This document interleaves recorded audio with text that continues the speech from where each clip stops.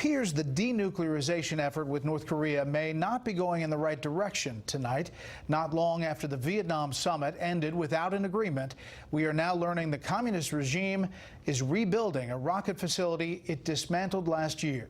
Senior Foreign Affairs correspondent Greg Palcott shows us the evidence tonight.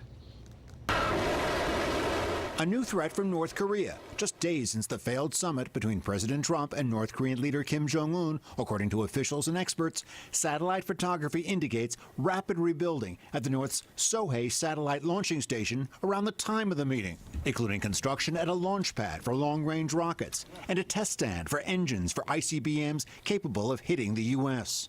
I would be very disappointed if that were happening. It's a very early report. We're the ones that put it out. But I would be very, very disappointed in Chairman Kim. After the first Trump-Kim summit in June, Pyongyang partially dismantled the site.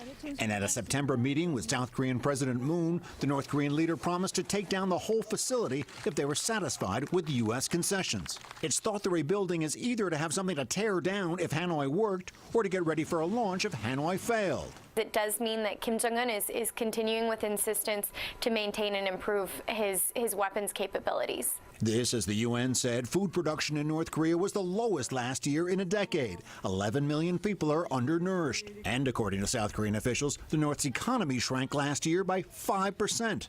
No wonder Kim Jong-un wants the U.S. to lift sanctions, and why the Trump administration could add more if the North doesn't denuke. If they're not willing to do it, then I think President Trump has been very clear they're not going to get relief from the crushing economic sanctions that have been imposed on them, and we'll look at ramping those sanctions up, in fact. President Trump added this today about North Korea. It's a very nasty problem there, but the relationship is good, and it'll ultimately get solved. Here's hoping. Brett.